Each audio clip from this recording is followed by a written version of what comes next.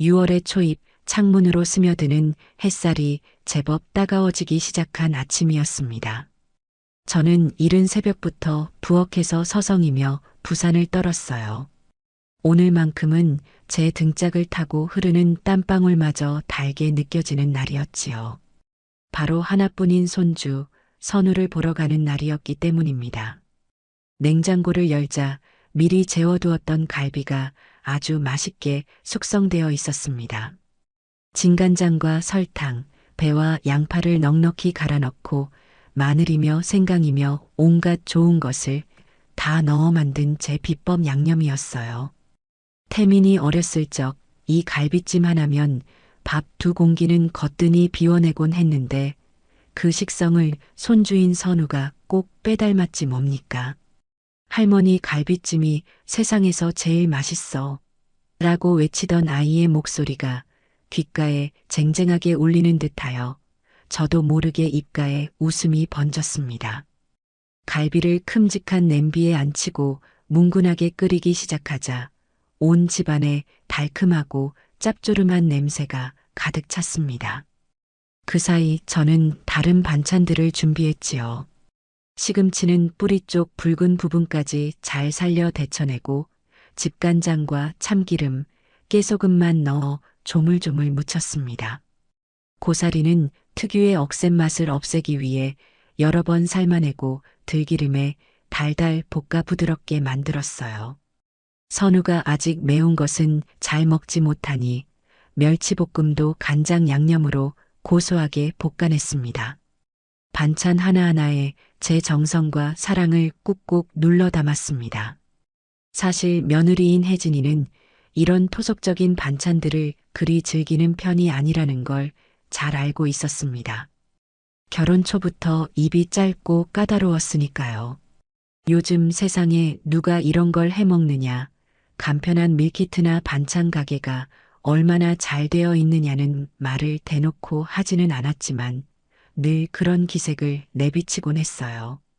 그래도 괜찮았습니다. 제 목적은 오로지 우리 강아지, 선우의 행복한 얼굴을 보는 것이었으니까요. 두어 시간이 흘렀을까 갈비가 야들야들하게 잘 익었습니다. 혹여나 식을까 싶어 가장 큰 보온 도시락통에 국물까지 넉넉히 담고 완성된 밑반찬들도 크기별로 플라스틱 통에 나누어 담았습니다. 그러고 나니 양손에 든 짐이 제법 묵직했어요. 현관을 나서기 전 거울 앞에 서서 매무새를 가다듬었습니다. 혹여나 늙고 초라한 할미의 모습이 아들네 집에 번듯한 분위기에 누가 될까 싶어 장롱 깊숙이 넣어두었던 가장 아끼는 외출복을 꺼내 입었지요. 연한 옥색 바탕에 자잘한 꽃무늬가 들어간 블라우스였습니다. 이걸 입으면 그래도 얼굴이 좀 화사해 보이는 것 같아 마음에 들었거든요. 버스를 2번 갈아타고 아들네 아파트 단지에 도착하니 벌써 정오가 가까워지고 있었습니다. 새로 지은 지 얼마 안 된 아파트라 그런지 단지 전체가 삐까번쩍하고 깔끔했어요. 제 낡은 빌라와는 비교도 되지 않는 모습에 괜히 제 행색이 더 초라하게 느껴져 옷깃을 여미게 되더군요. 태민이가 이 좋은 집에 자리 잡고 사는 것을 보면 대견하고 뿌듯하면서도 한편으로는 저와 아들 사이에 보이지 않는 높은 벽이 생긴 것만 같아 마음 한구석이 시큰하기도 했습니다. 그런 상념도 잠시 1층 공동 현관 로비폰 앞에서 경비원과 잠시 실랑이를 벌여야만 했어요. 방문객 기록을 해야 한다는 그의 말에 제가 아들 집에 가는데 그런 것도 해야 하오? 라고 묻자 그는 규정이라며 단호하게 말했습니다. 세상이 참 각박해졌구나. 아들 집에 가는 길도 일이 순탄치 않구나 싶어 씁쓸한 마음으로 제 이름과 방문 목적을 적어 넣었습니다. 엘리베이터를 타고 18층에 내려 익숙한 현관문 앞에 섰습니다. 묵직한 반찬통을 한쪽으로 내려놓고 숨을 고른 뒤 초인종을 눌렀지요. 딩동 마이너스 하는 경쾌한 소리가 울리고 잠시 정적이 흘렀습니다. 안에서 아이의 발소리나 며느리의 목소리가 들릴 법도 한데 이상하게 조용했어요. 다시 한번 초인종을 눌렀습니다. 한참이 지나서야 달칵 하고 문이 열렸습니다. 문을 연 것은 혜진이었습니다. 어머니, 오셨어요? 그 목소리에는 반가움보다는 왜 예고도 없이 찾아왔나 하는 의아함과 약간의 귀찮음이 섞여 있는 듯 했습니다. 그래, 우리 선우 보러 왔지. 점심은 먹었니? 제가 애써 밝게 웃으며 묻자 혜진이는 살짝 옆으로 비켜서며 저를 안으로 들였습니다. 그 짧은 순간 제 양손에 들린 묵직한 꾸러미를 보았음에도 제가 들어드릴게요라는 말 한마디 없는 것이 조금 서운하게 느껴졌지만 내색하지는 않았어요. 아직요. 선우는 방에서 태블릿 보고 있었어요. 연락이라도 하고 오시지 그러셨어요. 주말인데 당연히 집에 있을 줄 알았지. 우리 강아지 할미가 맛있는 거 해왔는데 줘야지. 제가 거실로 들어서자 방에서 소리를 들었는지 선우가 쪼르르 달려 나왔습니다. 할머니, 아이고 우리 강아지 잘 있었어? 선우는 제 허리를 꼭 껴안으며 반가움을 표했습니다. 저는 그 조그만 등을 토닥여주며 세상 모든 행복을 다 얻은 듯한 기분을 느꼈어요. 이 맛에 자식 키우고 손주 보는구나 싶었지요. 선우야, 할머니가 우리 선우 제일 좋아하는 갈비찜 해왔지. 제 말에 선우의 눈이 초롱초롱하게 빛났습니다. 와, 진짜요? 갈비찜. 아이의 들뜬 목소리에 저는 부엌으로 향하며 혜진이를 향해 말했습니다. 아가, 밥만 좀 하려무나. 반찬은 내가 다 해왔으니. 혜진이는 마지못해 부엌으로 따라 들어오며 제가 식탁 위에 올려놓은 반찬통들을 바라보았습니다. 저는 자랑스러운 마음으로 하나씩 뚜껑을 열어 내용물을 보여주었죠. 김이 모락모락 나는 갈비찜 윤기가 좌르르 흐르는 시금치 나물과 고사리 볶음, 고소한 멸치 볶음까지. 하지만 혜진이의 표정은 그리 밝지 않았습니다. 어머니, 힘드신데 뭘 이런 걸 다 해오셨어요. 요즘은 배달 음식도 잘 나오고 마트 가면 밀키트도 얼마나 좋은 게 많은데요. 그 말 속에 담긴 가시를 제가 어찌 모르겠습니까? 당신이 해온 음식은 촌스럽고 우리 집과는 어울리지 않는다는 뜻이었지요. 하지만 저는 선우를 보며 애써 웃었습니다. 그래도 할미 손맛이 제일이지? 우리 선우는 할미 반찬 제일 좋아하잖아. 네, 좋아요. 선우의 해맑은 대답이 아니었다면 아마 제 얼굴도 굳어졌을지 모릅니다. 혜진이는 더 말하지 않고 밥솥을 확인하더니 밥은 다행히 조금 있네요라고 툭 내뱉듯 말하고는 수저를 놓기 시작했습니다. 그 모습에 저는 더 이상 아무 말도 하지 않고 선우의 그릇에 갈비찜을 듬뿍 덜어주었습니다. 그런데 집안 공기가 이상했습니다. 분명 바깥은 햇살이 쨍쨍한 여름 날씨인데 창문이란 창문은 모두 굳게 닫혀 있었어요. 커튼까지 쳐져 있어 집안은 어둑하고 무엇보다 공기가 무척이나 답답하고 후텁지근했습니다. 금세 선우의 이마와 콧등에 땀이 송골송골 맺히는 것이 보였죠.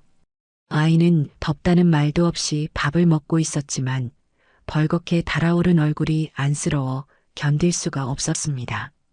아가, 집이 왜 이렇게 덥니까? 창문이라도 좀 열지. 제가 말하자 혜진이는 미간을 살짝 찌푸리며 대답했습니다. 미세먼지 안 좋아서요. 창문 열면 먼지 다 들어와요. 그리고 요즘은 방충망 뚫고 들어오는 날벌레도 많아서 웬만하면 안 열어요. 그래도 이렇게 꽉꽉 닫아두면 공기가 탁해서 사람 잡겠다. 선우도 더워하는 것 같은데 에어컨이라도 좀 틀지 그러니? 제 말에 혜진이는 기다렸다는 듯이 말했습니다. 어머니, 아직 그 정도로 덥진 않아요. 그리고 이거 조금만 틀어도 관리비 폭탄 맞는 거 아시잖아요. 애는 원래 좀 덥게 커야 면역력도 길러지고 좋은 거예요. 저는 기가 막혔습니다. 전기세가 아까운 것은 이해할 수 있지만 땀을 뻘뻘 흘리는 아이를 앞에 두고 면역력 운운하는 모습은 도무지 납득이 가지 않았어요. 선우는 제 눈치를 한번 쓱 보더니 괜찮아요, 할머니. 저 안 더워요라고 기어들어가는 목소리로 말했습니다. 그 모습이 어찌나 안쓰럽던지요. 어른들 눈치 보느라 덥다는 말도 제대로 못하는 제 손주가 가여워 저는 결국 자리에서 일어났습니다. 안 되겠다. 할미가 우리 선우 더워서 안 되겠네. 저는 거실벽에 걸린 에어컨 리모컨을 찾아들었습니다. 혜진이의 얼굴이 순간 굳어지는 것이 보였지만 모른 척 전원 버튼을 눌렀어요. 삑소리와 함께 에어컨 날개가 스르르 열리며 시원한 바람이 뿜어져 나오기 시작했습니다. 와, 시원하다. 선우가 작은 탄성을 내질렀습니다. 그제야 아이의 얼굴에 화색이 도는 것을 보니 제 마음도 시원해지는 듯 했습니다. 온도는 24도로 맞추고 바람 세기는 중간으로 설정했지요. 이 정도면 쾌적하고 좋겠다 싶었습니다. 하지만 그 평화는 그리 길지 않았습니다. 밥을 다 먹고 그릇을 싱크대에 넣고 온 혜진이가 제 손에 들린 리모컨을 보더니 조용한 걸음으로 다가왔습니다. 그러고는 아무 말 없이 제 손에서 리모컨을 휙 빼앗아 들더군요. 저는 순간 당황해서 며느리를 쳐다보았습니다. 어머니, 제가 저희 집 온도는 알아서 조절할게요. 이러다 선우 감기 들어요. 혜진이는 싸늘하게 말하며 리모컨 버튼을 몇 번 눌렀습니다. 그러자 에어컨 디스플레이에 표시된 온도가 24도에서 25, 26, 27도로 순식간에 올라갔습니다. 심지어 바람 세기는 취침풍인지 미풍인지 모를 가장 약한 단계로 바뀌어 버렸어요. 시원하게 쏟아져 나오던 바람은 온데간데 없이 에어컨이 켜져 있는지 마는지 모를 정도로 미미한 바람만 간신히 흘러나왔습니다. 순식간에 집안은 다시 후텁지근한 공기로 채워지기 시작했습니다. 저는 어이가 없어서 헛웃음이 나왔습니다. 아가, 이럴 거면 에어컨을 뭐하러 켜놓니? 전기세만 아깝게. 그래도 안 켜는 것보단 낫잖아요. 저희는 원래 이렇게 써요. 혜진이는 아무렇지 않다는 듯 리모컨을 원래 있던 자리에 탁 소리가 나게 올려놓고는 소파에 가서 앉았습니다. 그 단호하고 무례한 태도에 가슴속에서부터 뜨거운 것이 울컥 치밀어 오르는 것을 느꼈습니다. 단순히 에어컨 온도 때문이 아니었어요. 제 의견, 제 행동, 제 존재 자체를 무시하는 듯한 그 태도가 저를 비참하게 만들었습니다. 아들 집에 와서 손주 하나 시원하게 해주지 못하고 며느리에게 면박을 당하는 제 신세가 처량하기 짝이 없었지요. 거실에서는 희미한 소리를 내며 돌아가는 에어컨의 무력한 소음만이 답답하게 내려앉은 공기 속을 부유하고 있었습니다. 그날의 비극은 바로 그 무력한 에어컨 소리로부터 시작되고 있었던 것입니다. 그렇게 에어컨은 있으나 만화한 존재가 되어 벽 위에서 희미한 소음만 흘려보내고 있었습니다. 거실의 공기는 조금 전에 그 후텁지근함으로 빠르게 회귀하고 있었죠. 혜진이는 보란 듯이 소파에 앉아 스마트폰을 들여다보고 있었고 태민이는 제 눈치와 아내의 눈치를 번갈아 살피며 어쩔 줄 몰라 하는 얼굴로 밥을 꾸역꾸역 넘기고 있었습니다. 그 숨막히는 풍경의 한가운데서 제 손주 선우만이 벌겋게 달아오른 얼굴로 땀을 닦아내고 있더군요. 아이의 그렁그렁한 눈망울과 마주치는 순간 저는 더 이상 참을 수가 없었습니다. 전기세도 며느리의 비위도 다 좋지만 찜통 같은 집안에서 아이를 고생시키는 것은 도저히 용납할 수 없는 일이었어요. 문득 아주 기본적인 상식이 머리를 스치고 지나갔습니다. 에어컨의 원리. 실내의 더운 공기를 밖으로 빼내고 차가운 공기를 만드는 과정에서 실외기는 필연적으로 뜨거운 바람을 내뿜게 됩니다. 그 열기가 제대로 배출되지 않으면 기계는 과열될 수밖에 없지요. 아들네 집은 신축 아파트라 실외기를 베란다 바깥이 아닌 다용도실 안쪽에 별도로 마련된 작은 공간에 설치하는 방식이었습니다. 당연히 그 공간에는 환기를 위한 창문, 소위 말하는 루버창이 달려 있었고요. 그 창문을 닫아둔 채 에어컨을 가동하는 것은 뜨거운 공기를 내뿜는 난로를 밀폐된 방 안에 켜두는 것과 마찬가지인 어리석은 짓이었습니다. 저는 자리에서 일어나 주방 옆에 붙어 있는 다용도실로 향했습니다. 세탁기와 분리수거함이 놓인 비좁은 공간을 지나 안쪽에 작은 문을 열자 후끈한 열기와 함께 웅 하는 기계음이 저를 덮쳤습니다. 아니나 다를까 좁아터진 실외기실의 환기창은 단 한 뼘의 틈도 없이 굳게 닫혀 있었습니다.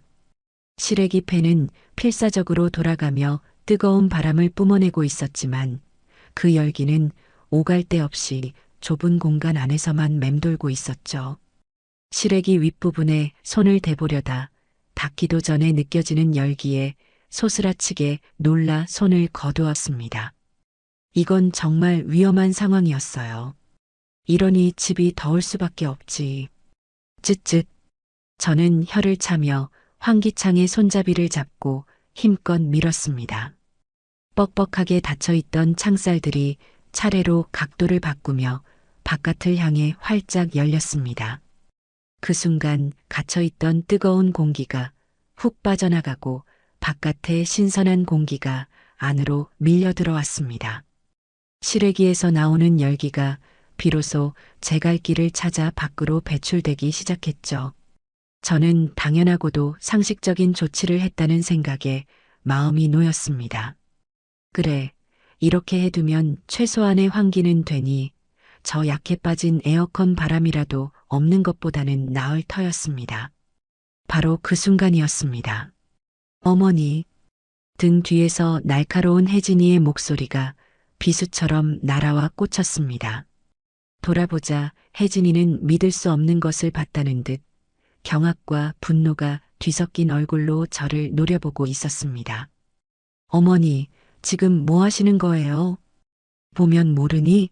실외기실 창문 열었다. 이렇게 꽉꽉 닫아놓고 에어컨을 트니 집이 더운 게 아니냐? 이러다 기계 과열돼서 불이라도 나면 어쩌려고. 제 차분한 설명에도 혜진이의 표정은 풀릴 기미가 보이지 않았습니다. 오히려 제 말을 무시하고 성큼성큼 다가와 제가 열어놓은 환기창을 다시 닫아버리려 손을 뻗더군요. 아니, 이 창문은 절대 열면 안 되는 문이라고요. 제가 몇 번을 말해요. 아가, 대체 무슨 말을 하는 거냐? 에어컨을 켰으면 여긴 무조건 열어둬야 하는 곳이야. 이게 상식이라고. 상식이요? 어머니의 그 낡아빠진 상식이요? 요즘 세상에 누가 이 창문을 열어요? 이거 열면 밖에서 먼지 다 들어오고 비 오면 빗물 들이치고 여름엔 벌레까지 들어온단 말이에요. 이 아파트 입주 교육 때도 관리사무소에서 다용도실 환기창은 필요할 때 빼고는 닫아두라고 했어요. 혜진이는 삿대질까지 해가며 소리를 질렀습니다. 그 격앙된 모습에 저는 오히려 침착해졌습니다. 저건 무지에서 비롯된 고집이라는 것을 알았기 때문이죠. 아가, 그건 에어컨을 안 켤 때 이야기겠지. 에어컨을 켜는 중이지 않니? 저 뜨거운 열기를 빼주지 않으면 실외기가 고장나거나 심하면 불이 붙는다니까. 뉴스에서도 매년 여름마다 나오는 이야기야. 뉴스는 무슨 뉴스요? 어머니, 지금이 무슨 장작돼서 불 피우던 조선시대인 줄 아세요? 세상이 얼마나 좋아졌는데 고작 에어컨 실외기에서 불이 나요? 말도 안 되는 소리 좀 하지 마세요. 그때 주방 식탁에 앉아있던 태민이가 우물쭈물하며 끼어들었습니다. 혜진아, 그만해. 그래도 엄마 말씀도 일리가 있잖아. 환기는 시켜야지. 아들의 소심한 중재에 혜진이의 분노는 오히려 아들에게로 향했습니다. 당신은 가만히 좀 있어. 당신 엄마가 지금 우리 집 규칙을 하나부터 열까지 다 무시하고 있잖아. 내가 이 창문 때문에 얼마나 신경 쓰는데 청소하기는 또 얼마나 힘든 줄 알아? 멍청하게 이걸 왜 열어요? 왜? 멍청하게. 그 단어가 제 귀에 정확히 박혔습니다. 아들 며느리 앞에서 제 평생의 삶과 연륜이 멍청하다는 단어 하나로 매도당하는 순간이었습니다. 가슴속에서 무언가 툭 하고 끊어지는 소리가 들렸습니다. 혜진아. 저는 나지막이 며느리의 이름을 불렀습니다. 내가 지금 시어미한테 멍청하다고 했니? 제 서늘한 목소리에 혜진이는 움찔했지만 이미 터져나온 감정을 주워 담을 생각은 없어 보였습니다. 오히려 제게서 시선을 피하며 누가 뭘 어쨌다고 그러세요라고 중얼거릴 뿐이었죠. 그래. 내가 멍청한 늙은이라 내 눈에는 이 모든 게 유난으로 보이겠지. 자식 새끼 더울까봐 걱정하는 마음도 혹시나 불이라도 날까봐 염려하는 마음도 내게는 그저 멍청한 노인네의 시대착오적인 참견으로밖에 안 보이겠지. 제가 언제 그렇게까지 말했어요. 어머니가 자꾸 일을 만드시잖아요. 그냥 가만히 계시면 중간이라도 갈 것을. 결국 혜진이의 입에서 본심이 터져나왔습니다. 저는 더 이상 이 공간에 머물러 있을 이유가 없다는 것을 깨달았습니다. 제가 아끼는 손주가 있는 곳이지만 저를 사람 취급도 하지 않는 며느리와 제 편 하나 들어주지 못하는 무력한 아들이 있는 이 집은 더 이상 제가 있을 곳이 아니었습니다. 알겠다. 내가 가주마. 내 말대로 가만히 있지 못하고 유난 떤 멍청한 늙은이는 이제 가야지. 저는 뒤돌아 거실로 향했습니다. 현관문 옆에 놓아두었던 제 가방을 들자 혜진이가 기다렸다는 듯이 소리쳤습니다. 네, 어서 가세요. 답답해서 정말 같이 못 있겠네요. 제 집에 와서 왜 이렇게 유난이세요? 제발 좀 가세요. 저는 마지막으로 태민이를 쳐다보았습니다. 아들은 안절부절 못하며 엄마 미안해. 혜진이가 오늘 좀 예민해서 그래. 내가 나중에 전화할게라는 변명만 되풀이하고 있었습니다. 그 순간 제 아들에 대한 마지막 기대마저 산산조각 났습니다. 현관문 손잡이를 잡는 제 등 뒤로 선우의 울음 섞인 목소리가 들려왔습니다.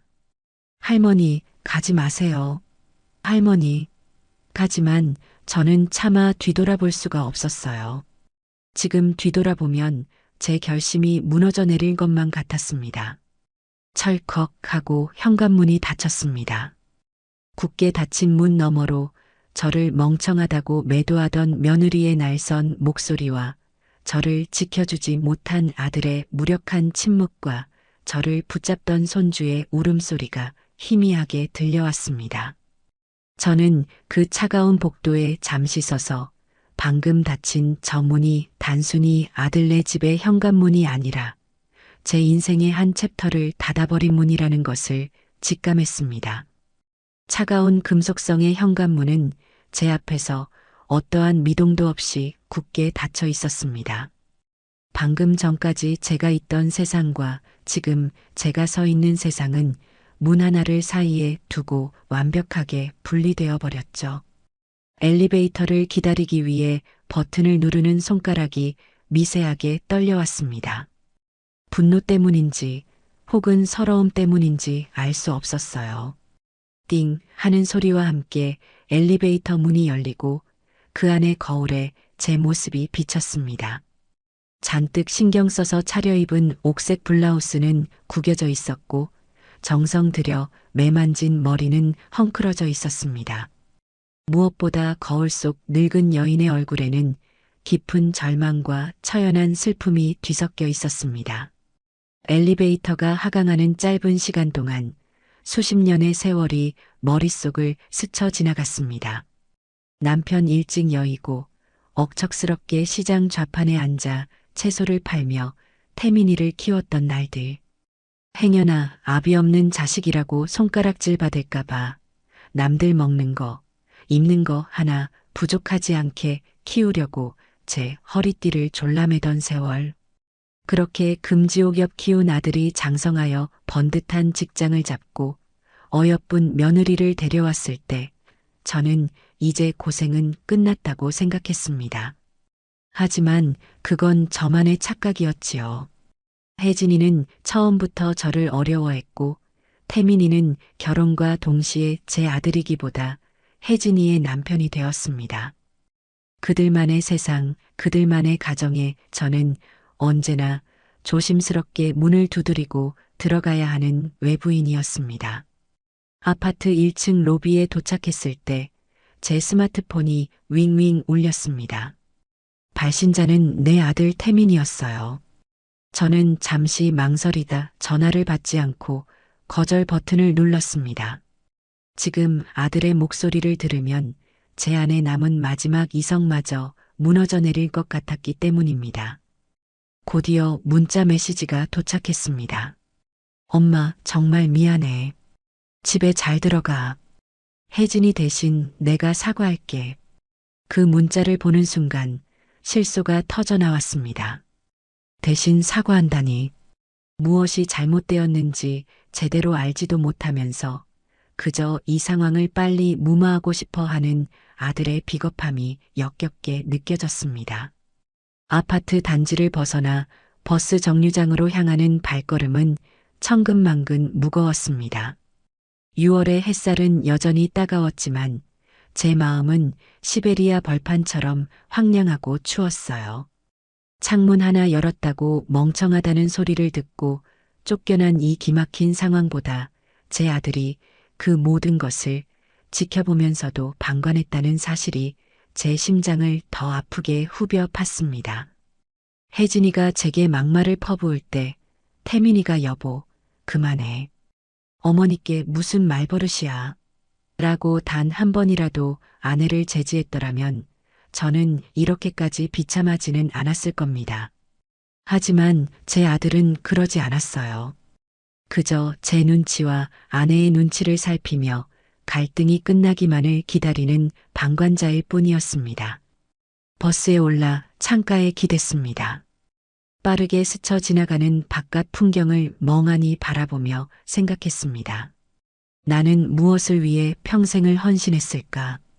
자식의 성공과 행복이 곧 나의 행복이라고 믿으며 살아온 지난 세월이 허망하게 느껴졌습니다. 결국 제가 받은 것은 멍청한 늙은이라는 모욕과 유난 떤다는 핀잔, 그리고 아들의 철저한 외면뿐이었습니다. 눈물이 핑 돌았지만 흐르지는 않았습니다. 슬픔을 넘어선 깊은 허무가 제 온몸을 지배하고 있었기 때문이죠. 눈물을 흘리기에는 제 자신이 너무나도 가여웠습니다.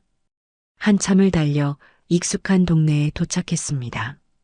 버스에서 내려 제 낡은 빌라로 향하는 오르막길을 걷는데 다리가 후들거려 몇 번이나 걸음을 멈춰야 했습니다. 집 현관문 앞에 서서 가방에서 열쇠를 꺼내는데 아침에 집을 나설 때와는 전혀 다른 기분이 들었어요. 아침에는 손주를 볼 생각에 설렘으로 가득했던 이 공간이 지금은 상처 입은 저를 가두는 감옥처럼 느껴졌습니다. 집 안으로 들어서자 아침에 갈비찜을 끓이며 풍겼던 달큼한 냄새가 아직 희미하게 남아 있었습니다. 그 냄새를 맡는 순간 저는 와르르 무너져 내렸습니다. 식탁 위에 주저앉아 소리 없이 눈물을 흘렸습니다. 얼마나 울었을까요? 눈물이 모두 마르고 더 이상 흘릴 감정조차 남아있지 않게 되었을 때 저는 텅 빈 거실을 둘러보았습니다. 남편의 영정사진, 벽에 걸린 태민이의 결혼사진, 선우의 돌사진. 제 인생의 전부라고 믿었던 것들이었습니다. 바로 그 순간 제 머릿속에서 무언가 번쩍했습니다. 그래, 이제 됐다. 이만하면 충분하다. 평생을 자식을 위해, 가족을 위해 살아왔다. 하지만 남은 인생마저 그렇게 살 수는 없다. 내게 멍청하다고 소리치고 나를 집에서 내쫓은 그들에게 내 남은 시간과 재산을 바칠 수는 없다. 제 슬픔은 차가운 분노로 그리고 이내 단단한 결심으로 바뀌어 갔습니다. 남편이 남겨준 이 집, 평생 허리띠를 졸라매며 모은 이 약간의 재산. 이것은 온전히 나의 것입니다. 나의 피와 땀, 나의 눈물이었습니다. 앞으로의 인생은 그 누구도 아닌 오롯이 박 여사, 나 자신을 위해 살아가리라. 저는 자리에서 일어나 화장대 앞으로 갔습니다. 눈물로 얼룩진 얼굴을 닦아내고 거울 속에 저를 똑바로 마주 보았습니다. 거울 속의 늙은 여인은 더 이상 슬퍼 보이지 않았습니다. 그 눈빛에는 이전에는 볼 수 없었던 차갑고도 단단한 빛이 서려 있었습니다. 내일부터, 아니 지금 이 순간부터 제 인생의 두 번째 막을 시작할 것이었습니다. 아무도 나를 함부로 대할 수 없는 나 스스로가 내 인생의 주인이 되는 새로운 막을 말입니다. 다음 날 아침 저는 평소보다 훨씬 이른 시간에 눈을 떴습니다. 밤새 뒤척였지만 정신은 오히려 맑고 또렷했어요. 어제의 슬픔과 분노는 차가운 결심 아래로 가라앉아 제 행동의 단단한 기반이 되어주고 있었습니다. 저는 가장 먼저 욕실로 들어가 찬물로 오랫동안 세수를 했습니다. 거울에 비친 제 얼굴은 여전히 늙고 지쳐 보였지만 눈빛만큼은 생기로 가득 차 있었죠. 이것은 새로운 시작을 앞둔 사람의 눈빛이었습니다. 저는 장롱을 열어 가장 좋은 옷을 꺼내 입었습니다. 어제 아들네 집에 갈 때 입었던 옥색 블라우스가 아니었어요. 그 옷은 어제의 치욕을 떠올리게 할 뿐이었으니까요. 대신 저는 몇 년 전 태민이의 결혼식 때 딱 한 번 입었던 짙은 남색의 단정한 투피스를 골랐습니다. 그리고 화장대 앞에 앉아 아주 옅게 분을 바르고 입술연지도 꼼꼼히 발랐습니다. 마치 중요한 계약을 앞둔 사업가처럼 저 자신에게 최대한의 예의를 갖추고 싶었습니다. 모든 준비를 마치고 현관을 나서는 제 발걸음에는 어떠한 망설임도 없었습니다. 제 첫 번째 목적지는 동네에서 가장 큰 상가 건물 1층에 자리한 행운 부동산이었습니다. 유리창 너머로 보이는 중개인은 50대쯤 되어 보이는 남자로 연신 전화기를 붙들고 바쁘게 움직이고 있었죠. 제가 안으로 들어서자 그는 잠시 통화를 멈추고 저를 의아한 눈으로 쳐다보았습니다. 아마도 평범한 늙은이가 집 시세나 물어보러 왔겠거니 생각했을 겁니다. 무슨 일로 오셨습니까, 어르신? 집을 내놓으려고 하오. 제 단호한 말에 중개인은 조금 놀란 표정을 지었습니다. 그는 잠시 저를 위아래로 훑어보더니 사무적인 미소를 지으며 물었습니다. 아, 그러시군요. 주소가 어떻게 되시죠? 저희가 시세부터 정확히 파악해 드리겠습니다. 저는 제 빌라 주소를 말하며 덧붙였습니다. 시세보다 조금 낮춰도 상관없으니 가장 빠른 시일 내에 처분해 주시오. 현금 거래가 가능한 확실한 사람으로 알아봐주면 더 좋겠소. 제 말투와 태도에서 무언가 심상치 않음을 느꼈는지 중개인의 표정이 조금 진지해졌습니다. 그는 컴퓨터로 무언가를 분주하게 검색하더니 제게 서류 몇 장을 내밀었습니다. 알겠습니다, 사모님. 저희가 최선을 다해보겠습니다. 저는 매물 위탁 계약서에 망설임 없이 제 이름 석자를 적어 넣었습니다. 제 인생의 절반 이상을 보낸 태민이를 키워낸 그 집을 처분하는 중대한 결정이었지만 이상하게도 마음은 평온했습니다. 부동산을 나오자마자 저는 곧장 주거래 은행으로 향했습니다. 은행 창구에 앉아 저는 제가 가진 모든 통장을 꺼내 놓았습니다. 태민이 몰래 십시일반 모아왔던 비상금 통장, 남편이 남긴 유산이 들어있는 정기예금, 매달 푼 돈을 쪼개 넣던 적금 통장까지. 창구 직원은 여러 개의 통장을 한 번에 해지하려는 저를 이상한 눈으로 쳐다보며 자녀분들이랑은 상의가 되신 건가요? 혹시 보이스피싱 같은 건 아니시죠? 라며 조심스럽게 물었습니다. 저는 그 직원을 똑바로 쳐다보며 또렷하게 말했습니다. 내 돈을 내가 찾겠다는데 누구와 상의를 해야 합니까? 이건 온전히 내 결정이니 어서 처리나 해주시겠어요? 제 단호한 태도에 직원은 더 이상 묻지 않고 제 요청대로 모든 예적금을 해지하여 하나의 입출금 계좌로 모아주었습니다. 잠시 후 제 앞에 놓인 통장에는 제 평생 처음 보는 큰 숫자가 찍혀 있었습니다. 0이 여러 개 붙어 있는 그 숫자를 보는 순간 저는 묘한 해방감을 느꼈습니다. 이것은 단순히 돈의 액수가 아니었어요. 이것은 제 남은 인생을 그 누구의 눈치도 보지 않고 살아갈 수 있게 해줄 자유의 증표이자 저를 함부로 대했던 이들에게서 완벽하게 독립할 수 있는 무기였습니다. 은행을 나온 제 마지막 목적지는 서초동의 한 법률 사무소였습니다. 예전에 TV 법률 프로그램에서 본 적이 있는 유산 상속 전문 변호사의 사무실이었죠. 미리 전화로 예약을 해둔 터라 오래 기다리지 않고 변호사와 마주 앉을 수 있었습니다. 젊고 똑똑해 보이는 변호사는 제 이야기를 잠자코 들어주었습니다. 제가 왜 집을 팔기로 결심했는지, 그리고 제 재산을 어떻게 지키고 싶은지에 대해서요. 제 뜻은 확고합니다, 변호사님. 제가 가진 모든 재산은 제가 살아있는 동안 온전히 저를 위해 사용하고 싶습니다.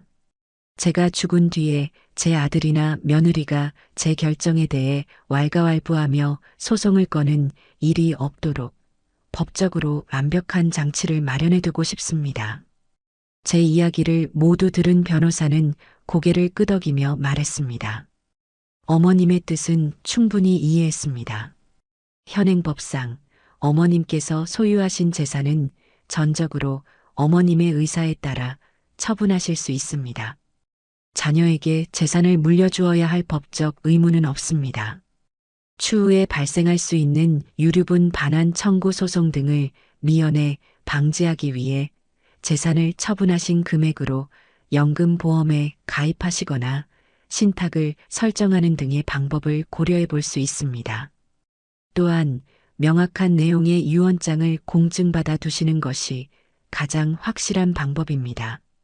변호사의 명쾌한 설명은 제 결심에 확신을 더해 주었습니다.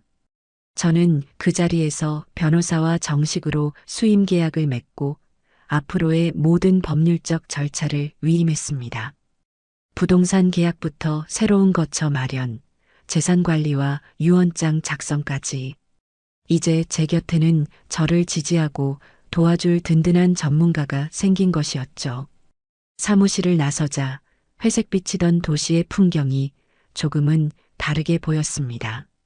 저는 더 이상 세상에 홀로 남겨진 무력한 노인이 아니었습니다.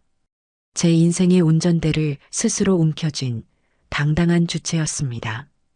부동산에 집을 내놓은 지 일주일이 채 지나지 않아 집을 보러 오겠다는 연락이 오기 시작했습니다. 중개인은 제 요청대로 정말 집을 살 의지가 있는 사람들만 골라서 약속을 잡더군요. 저는 집을 보러 온 사람들 앞에서 구차하게 굴지 않았습니다. 집의 장점을 부풀려 설명하지도 가격을 흥정하지도 않았지요. 그저 담담하게 집 안을 둘러볼 수 있도록 자리를 비켜주기만 했습니다. 그들의 눈에는 제 낡은 빌라가 어떻게 보였을까요? 어떤 이는 낡고 수리할 곳이 많다며 고개를 저었고 어떤 이는 아이들 학교와 가깝다며 마음에 들어하기도 했습니다. 집을 보러 오는 사람들이 드나드는 동안 저는 틈틈이 제 살림들을 정리하기 시작했습니다.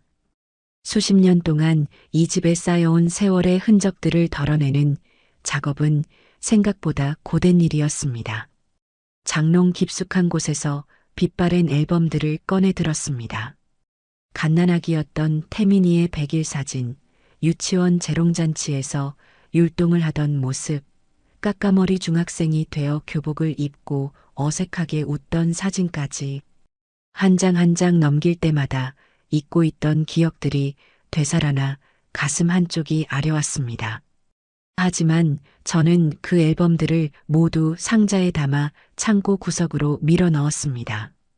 과거에 얽매여서는 앞으로 나아갈 수 없으니까요. 주방 찬장을 정리할 때는 이가 살짝 나간 찻잔 세트를 발견했습니다.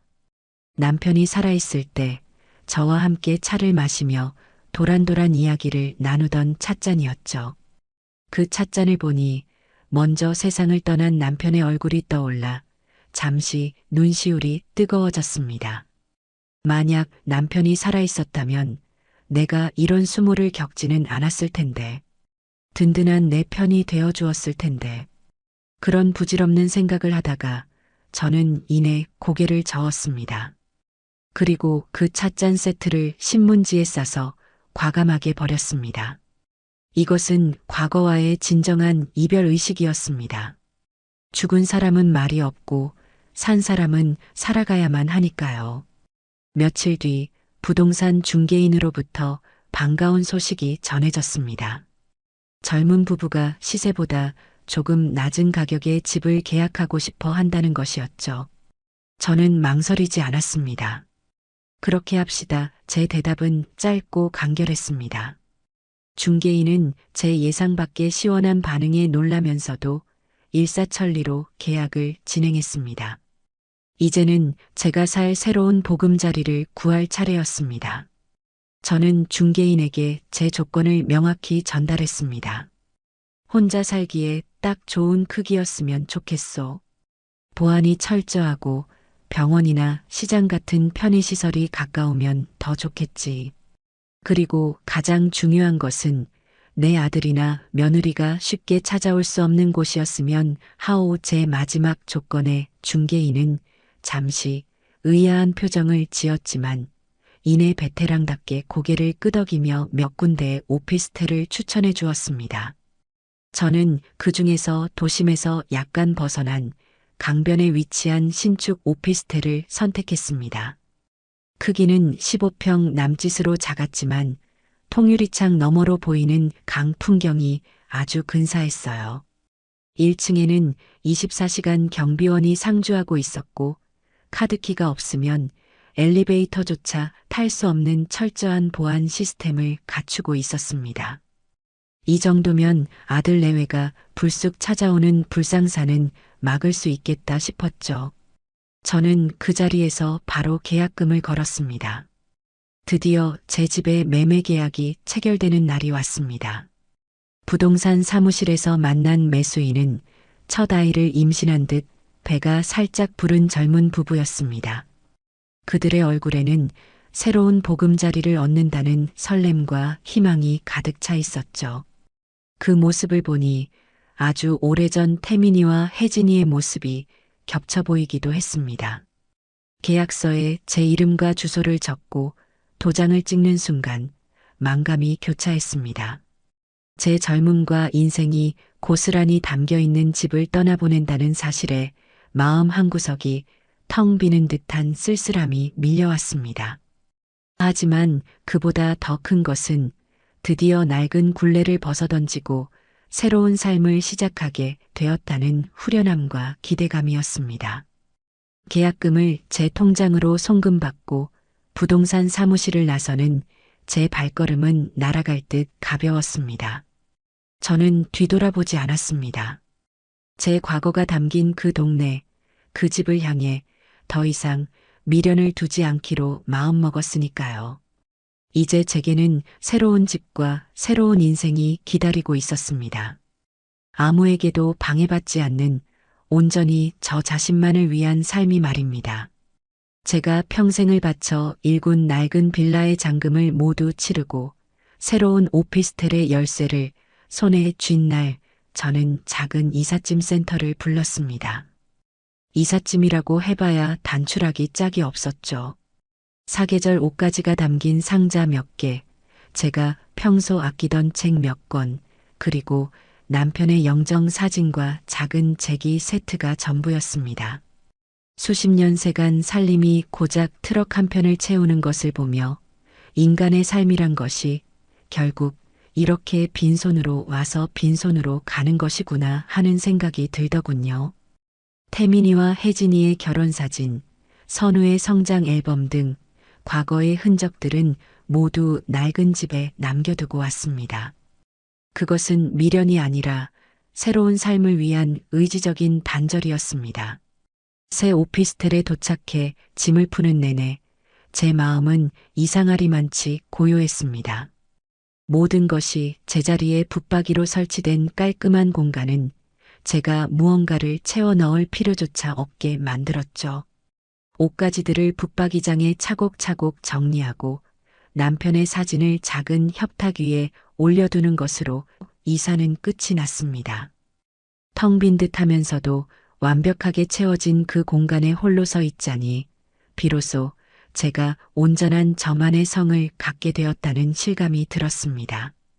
그날 밤 저는 침대에 누워 아주 오랜만에 깊은 잠을 청했습니다. 한밤중에 누가 아플까봐, 누가 배고플까봐, 누가 불편할까봐 노심초사하며 선잠을 설치던 지난 수십 년의 밤과는 전혀 다른 밤이었습니다. 적막한 고요함은 외로움이 아니라 평화로 다가왔고 창밖을 흐르는 강의 윤슬은 제 새로운 앞날을 축복해주는 듯했습니다. 그 어떤 책임감과 의무감에도 짓눌리지 않는 온전한 휴식. 저는 그 밤의 달콤함을 결코 잊을 수 없을 겁니다. 다음 날부터 저는 제 삶을 적극적으로 설계하기 시작했습니다. 가장 먼저 한 일은 동네 주민센터에 찾아간 것이었죠. 팜플렛을 뒤적이다 제 눈에 두 개의 강좌가 들어왔습니다. 바로 서예 교실과 아쿠아로빅이었습니다.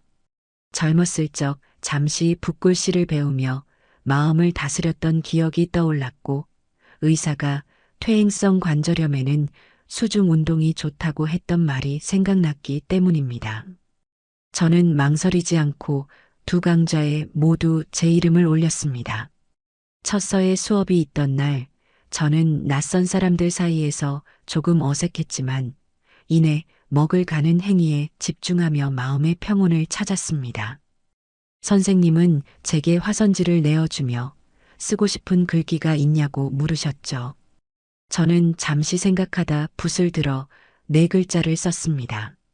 일일시호일. 매일매일이 좋은 날이다라는 뜻이었죠. 삐뚤빼뚤하고 힘없는 글씨였지만 그 글자를 쓰는 순간 제 마음은 정말로 평화로워졌습니다.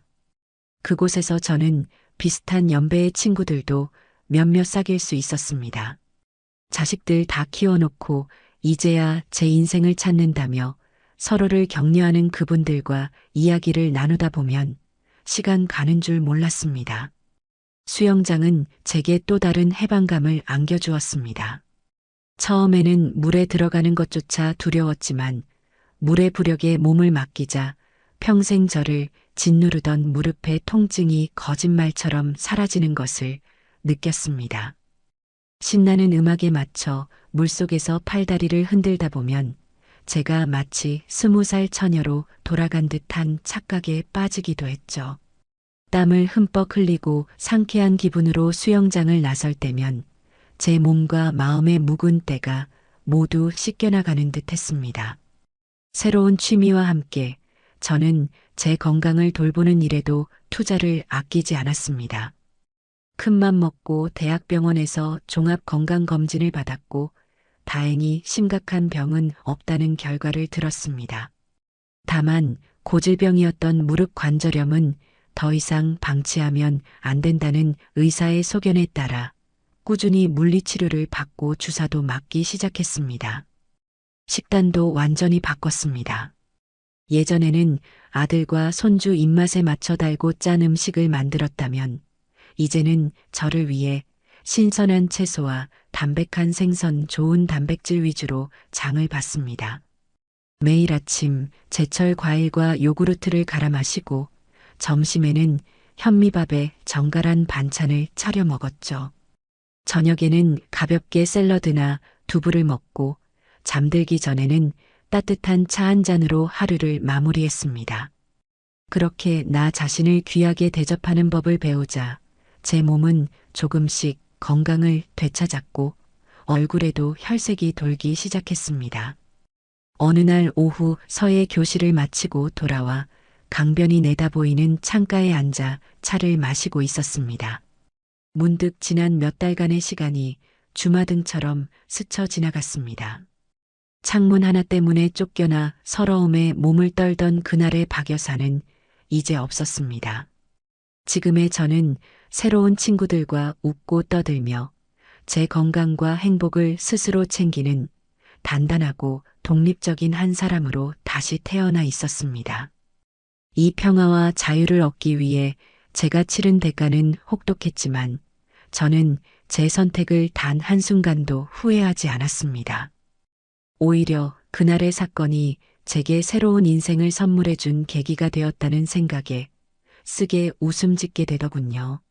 그렇게 저만의 평화로운 일상이 궤도에 오르던 어느 날 오후 제 스마트폰이 요란하게 울렸습니다. 발신자 이름은 며느리 혜진이었습니다. 그 이름을 보는 순간 제 가슴은 차갑게 식어내렸습니다. 그날 이후 단 한 번도 연락이 없던 혜진이었습니다. 무슨 일일까? 혹시 선우에게 무슨 일이 생기기라도 한 걸까? 덜컥 겁이나 망설이다가 이내 마음을 다잡고 전화를 받았습니다.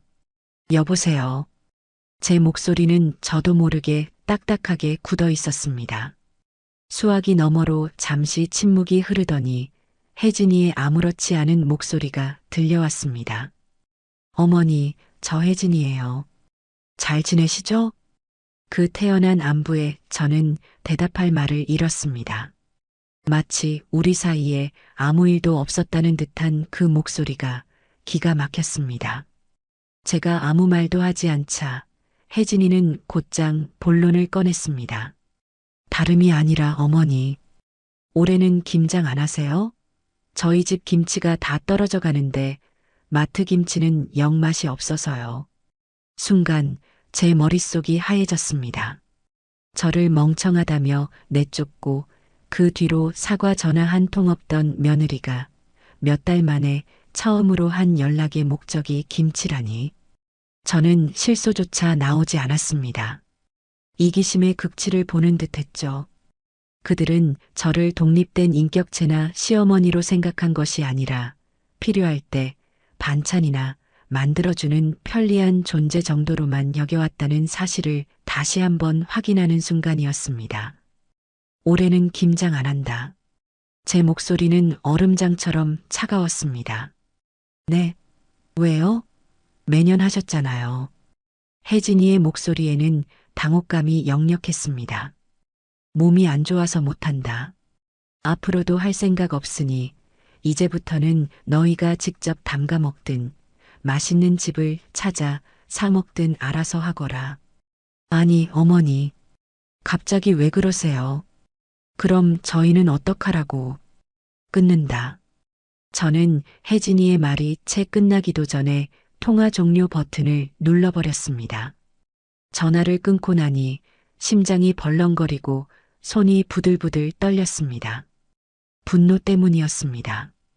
저들은 아직도 무엇을 잘못했는지 전혀 깨닫지 못하고 있었습니다. 저를 찾아와 무릎 꿇고 사죄를 해도 시원찮을 판에 고작 김치 타령이나 하고 있다니. 저는 그들의 뻔뻔함과 이기심에 치가 떨렸습니다. 그 일이 있고 며칠 뒤 이번에는 태민이에게서 부재중 전화가 수십 통 와 있었습니다. 제가 서예 교실에 가느라 휴대전화를 확인하지 못한 사이 아들은 애가 탔던 모양입니다. 곧이어 장문의 문자 메시지가 도착했습니다. 엄마 어디야? 왜 전화를 안 받아? 혹시 무슨 일 있는 거야? 오늘 엄마 집에 갔었는데 사람이 살지 않는 것 같더라. 부동산에 물어보니 집이 팔렸다고 하는데 이게 도대체 어떻게 된 일이야? 엄마, 제발 전화 좀 받아봐. 문자 메시지를 읽어내려가는 제 표정은 무감각했습니다. 올 것이 왔구나 싶었죠. 저는 아들의 연락을 의도적으로 무시했습니다.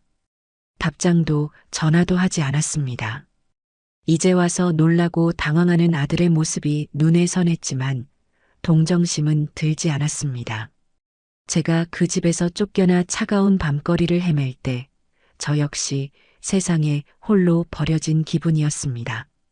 그들이 제게 주었던 고립감과 절망감을 그들도 아주 조금은 느껴봐야 한다고 생각했습니다.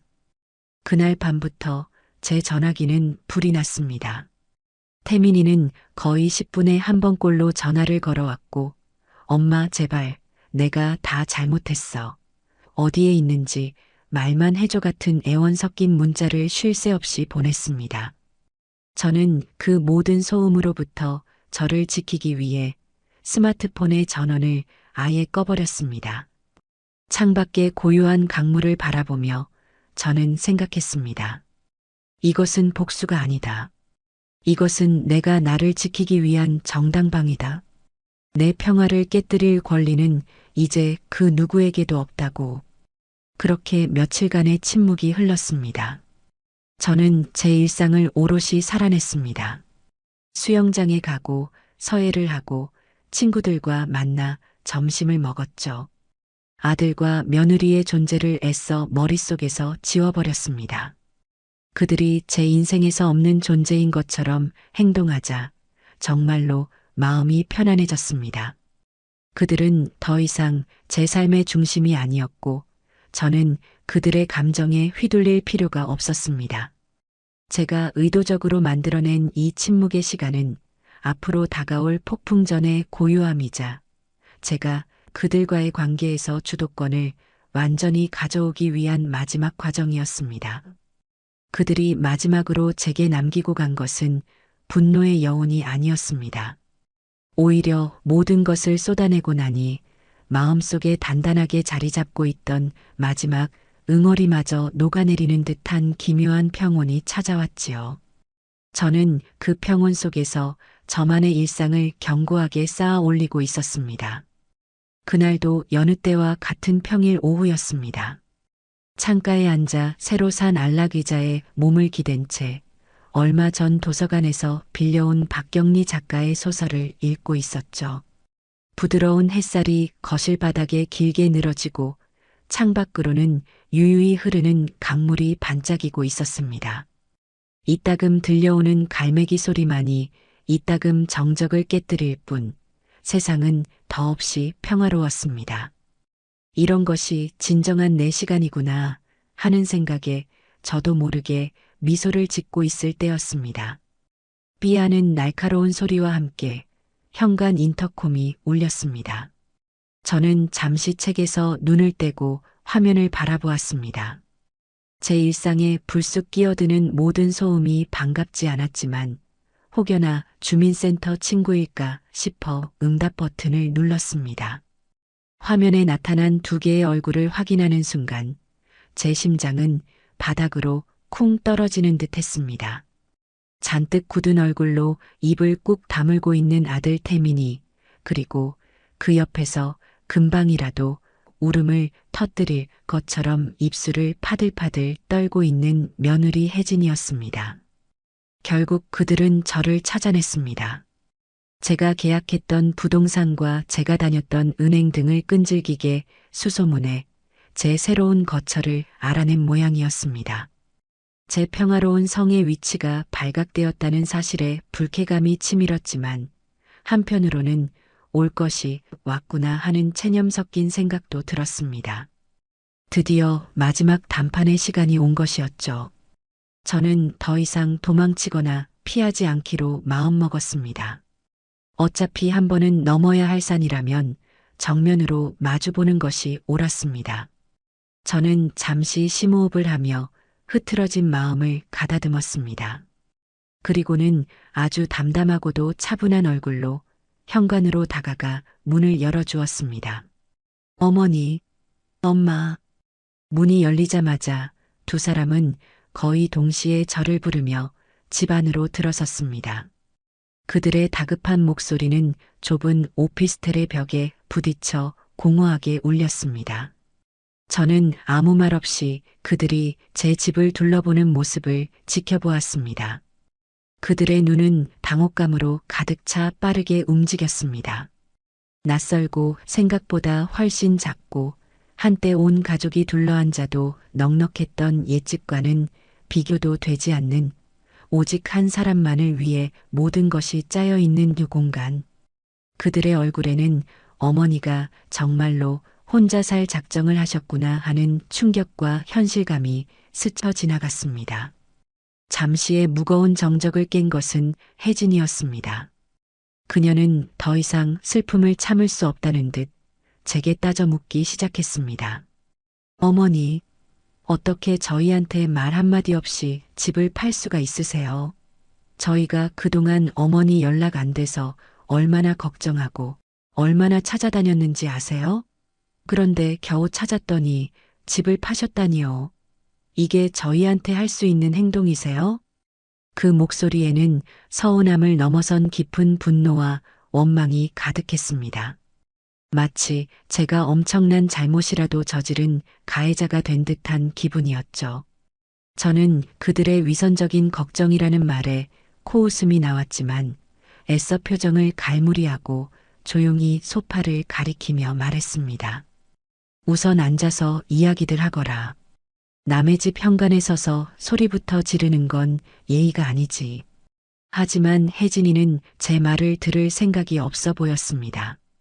그녀는 제 앞에 버티고 서서 더욱 격앙된 목소리로 말을 이었습니다. 앉아서 할 이야기가 어디 있어요? 그 집이 어떤 집인데? 아버님과의 추억이 고스란히 담겨 있는 집이고 태민 씨가 태어나고 자란 역사가 있는 집이잖아요. 그런데 그걸 저희한테 상의 한마디 없이 이렇게 하루아침에 처분해 버리시면 어떡해요? 저는 혜진이의 얼굴을 똑바로 쳐다보며 얼음처럼 차가운 목소리로 물었습니다. 그래서 내가 내 집을 파는데 너희 허락이라도 받았어야 한다는 말이니? 당연히 허락은 아니더라도 상의는 하셨어야죠. 저희도 가족이잖아요. 가족. 그 단어가 어찌나 우습고 공허하게 들리던지요. 저는 쓴웃음을 지으며 말했습니다. 가족이라. 내 입에서 그 단어가 나오는구나. 그렇다면 내가 한번 물어보자. 내가 나를 멍청하다고 소리치며 내 집에서 짐짝처럼 내쫓을 때도 우리가 가족이었던가? 태민이 내가 내 어미가 며느리에게 온갖 모욕적인 말을 들으며 쫓겨나는 그 순간을 보고만 있을 때도 우리가 가족이었니? 가족이라는 좋은 말을 너희 편할 때만 갖다 붙이지 마라. 제 서늘한 일침에 두 사람의 얼굴이 하얗게 질렸습니다. 태민이는 죄인처럼 고개를 푹 숙인 채 아무 말도 하지 못했고 혜진이는 분한 듯 입술을 잘근잘근 깨물었습니다. 저는 그들을 향해 말을 이었습니다. 내 집에서는 고작 창문 하나 열었다고 그 난리를 치며 나를 쫓아내더니 내 집을 내가 판 것에는 그리도 할 말이 많은 모양이구나. 참으로 이상하고도 이기적인 이치다. 그러자 옆에서 안절부절 못하며 제 눈치만 살피던 태민이가 간신히 입을 열었습니다. 그는 제 앞에 한 걸음 다가서며 애원하듯 말했습니다. 엄마, 제발. 저희가 다 잘못했어요. 정말 100번, 1000번 잘못했습니다. 그날 일은 정말 죄송해요. 혜진이도 지금 반성 많이 하고 있어요. 선우도 할머니 보고 싶다고 매일같이 울어요. 그러니 제발 화 좀 푸세요. 그래도 이렇게 저희랑 연을 끊으려고 하시는 건 너무하세요, 엄마. 연을 끊자고 한 것은 내가 아니다. 너희지. 저는 태민이의 말을 차갑게 잘랐습니다. 너희가 먼저 나를 너희의 세상에서 밀어냈고 나는 그저 그 사실을 받아들였을 뿐이다. 그리고 나는 너희와 연을 끊으려는 것이 아니라 내 인생을 찾으려는 것이다. 내가 내 남은 인생을 나를 위해 살겠다는데 너희가 대체 무슨 자격으로 막는 것이냐. 제 단호한 말에 혜진이는 더 이상 논리로는 저를 이길 수 없다고 판단한 모양이었습니다. 그녀는 다시 울먹이기 시작했고 이제 그녀의 말에는 감정과 본심이 노골적으로 섞여 나오기 시작했습니다. 어머니 뜻이 정 그러시다면 저희도 어쩔 수 없죠. 하지만 이건 아니잖아요. 그 집이 그냥 집이에요? 저희는 당연히 그 집을 물려받아서 나중에 선우한테도 물려줄 거라고 철석같이 믿고 있었단 말이에요. 그게 당연한 순리잖아요. 태민 씨 월급 뻔한데 저희가 어떻게 서울에서 집을 사요. 그래서 저희 나름대로 계획이란 걸 다 세우고 있었는데 어머니가 이렇게 마음대로 팔아버리시면 저희 계획은 뭐가 돼요? 드디어 며느리의 가면이 완전히 벗겨지고 그 아래 숨겨져 있던 시커먼 본심이 드러나는 순간이었습니다. 집의 추억이나 가족의 역사 따위는 처음부터 안중에도 없었던 겁니다. 결국 그들에게 중요했던 것은 제가 평생을 바쳐 이룬 재산이자 공짜로 얻게 될 상속이었던 것이죠. 저는 그 순간 그들을 더 이상 상대할 가치를 느끼지 못했습니다. 자리에서 일어나 현관문 쪽으로 걸어갔습니다. 그리고 문을 활짝 열며 창밖에 햇살을 등지고 서서 그들을 내려다보았습니다. 내 재산은 온전히 내 것이다. 너희에게 물려줄 생각 단 한 푼도 없다. 그 집 한 돈으로 나는 내 남은 인생을 즐겁고 평화롭게 살 생각이다.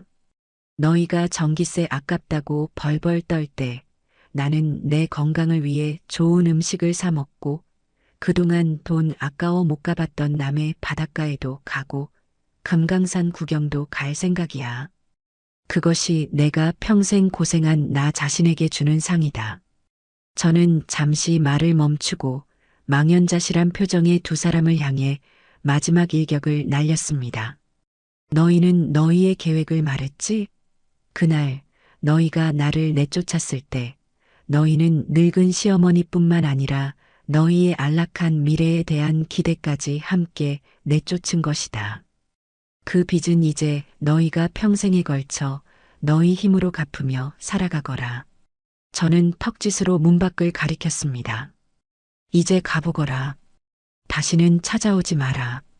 혜진이는 충격에 빠져 그 자리에 얼어붙었고 태민이는 망연자실한 표정으로 저와 혜진이를 번갈아 쳐다보았습니다. 그의 입에서 엄마 제발 이러지 마세요. 하는 애처로운 소리가 흘러나왔지만 제 마음은 흔들리지 않았습니다. 나가. 제 마지막 말은 그 어떤 감정도 섞이지 않은 차갑고 단단한 명령이었습니다. 결국 태민이는 넋이 나간 혜진이의 팔을 붙들고 비틀거리는 걸음으로 제 집을 나섰습니다. 저는 그들의 힘없는 뒷모습을 보며 문을 굳게 닫았습니다. 그리고 잠시의 망설임도 없이 현관 도어락 앞으로 다가가 덮개를 열었습니다. 삐빅. 새로운 비밀번호를 입력하고 다시 한번 확인 버튼을 눌렀습니다. 등록되었습니다라는 기계음이 들려왔습니다. 이제 이 성의 문을 열 수 있는 사람은 오직 저 하나뿐이었습니다. 완벽한 단절이자 완전한 독립의 선언이었습니다. 그들이 제 집을 폭풍처럼 휩쓸고 간 후 제 삶에는 기묘할 정도의 고요함이 찾아왔습니다. 마치 태풍의 눈 한가운데에 들어온 듯 바깥 세상의 소란을 상상할 수 없을 만큼 완벽한 평온이었습니다. 마지막으로 해야 할 말을 남김없이 쏟아내고 관계의 문을 제 손으로 굳게 닫아버리고 나니 마음을 짓누르던 마지막 돌덩이마저 내려놓은 기분이었습니다. 이제 그들이 저를 어떻게 생각하든 어떤 원망을 품든 그것은 온전히 그들의 영역에 속한 일이 되었죠. 저는 더 이상 그들의 감정의 파도에 휩쓸리지 않는 견고한 섬이 되었습니다. 시간은 속절없이 흘러 가만히 서 있기만 해도 등줄기에 땀이 흐르는 8월의 열대야가 기승을 부리는 밤이 되었습니다. 그날 저녁 저는 막역해진 동네 친구들과 함께였습니다. 주민센터서의 교실에서 만나 마음이 통한 순자 씨, 그리고 아쿠아로빅에서 파트너로 운동하며 친해진 미경 씨와 함께였죠. 저희는 동네 상가에 새로 생긴 깔끔한 칼국수 집에 자리를 잡고 앉았습니다. 시원한 에어컨 바람 아래 뜨끈한 바지락 칼국수와 갓 담근 겉절이, 그리고 시원한 막걸리 한 사발은 세상 그 어떤 진수성찬도 부럽지 않은 조합이었습니다. 언니, 붓글씨가 날이 갈수록 일취월장이야. 어쩜 그렇게 힘이 넘치는지 몰라. 쾌활하고 목소리 큰 순자 씨가 제 어깨를 툭 치며 말했습니다. 그녀는 언제나 칭찬에 후하고 분위기를 밝게 만드는 재주가 있는 사람이었죠. 무슨 소리야? 아직 멀었어. 순자 씨야말로 수영 실력이 아주 선수급이더구먼. 물 만난 고기라는 게 순자 씨를 두고 하는 말 같아. 제 말에 미경 씨가 조용히 웃으며 고개를 끄덕였습니다. 맞아요. 순자 언니는 정말 에너지가 넘쳐요. 보고 있으면 저까지 힘이 난다니까요. 저희는 그렇게 서로의 안부를 묻고 소소한 일상을 나누며 웃음꽃을 피웠습니다. 자식들이 다 장성하여 품을 떠난 뒤 찾아온 적적함을 저희는 그렇게 서로에게 기대므로써 건강하게 채워나가고 있었습니다. 남편과 자식의 아내이자 엄마가 아닌 박 여사, 김순자, 이미경이라는 각자의 이름으로 불리며 새로운 관계를 맺는 기쁨이 얼마나 큰 것인지 저는 매일같이 깨닫고 있었습니다. 어머님들은 자제분들이랑 자주 연락하세요? 미경 씨가 조심스럽게 물었습니다. 그녀는 얼마 전 딸네 집과 크게 다투고 한동안 연락을 끊었다며 속상해했던 터라 저희의 사정이 궁금했던 모양입니다. 순자 씨가 손을 내저으며 말했습니다. 나는 이제 포기했어. 지들 바쁘면 몇 달이고 연락 한 통 없는 걸. 그래도 예전엔 서운했는데 이젠 그러려니 해. 내 인생 살기도 바쁜데 뭐하러 자식 눈치까지 보면서 살아. 안 그래, 여사님? 순자 씨가 동의를 구하며 저를 바라보았습니다. 저는 씁쓸하게 웃으며 막걸리 잔을 비웠습니다. 맞아. 지들 인생은 지들이 사는 거고 우리 인생은 우리가 사는 거지, 그 말을 하는 순간 제 머릿속에는 태민이와 혜진이의 얼굴이 스쳐 지나갔지만 이제는 더 이상 마음이 동요하지 않았습니다. 그들은 정말로 제 인생에서 아주 먼 이야기가 되어버린 듯 했습니다. 그렇게 한참 동안 즐거운 대화가 오가던 중이었습니다. 순자 씨의 스마트폰이 테이블 위에서 요란하게 진동하기 시작했습니다. 화면을 흘낏 본 순자 씨는 아이고, 우리 딸이네. 이 시간에 웬일이람하며 전화를 받았습니다. 그래. 엄마 친구들이랑 저녁 먹고 있지. 왜? 순자 씨는 잠시 딸의 이야기를 듣는 듯 고개를 끄덕이더니 갑자기 표정이 심각하게 굳어졌습니다. 뭐, 불이 났다고? 어디? 어머, 웬일이니? 그래, 알았다. 너도 조심하고. 전화를 끄는 순자 씨의 얼굴에는 놀라움과 걱정이 가득했습니다. 무슨 일이야, 순자 씨? 딸한테 무슨 일 있대? 미경 씨가 걱정스럽게 묻자 순자 씨는 제 쪽을 쳐다보며 머뭇거렸습니다. 아니, 우리 딸은 아니고 딸애가 지금 저녁 약속이 있어서 강 건너 동네에 갔는데 글쎄 아파트에 불이 엄청 크게 났다고 하네. 연기가 하늘을 다 덮었대. 강 건너 동네. 그 평범한 말이 제 귓가를 예리하게 파고들었습니다.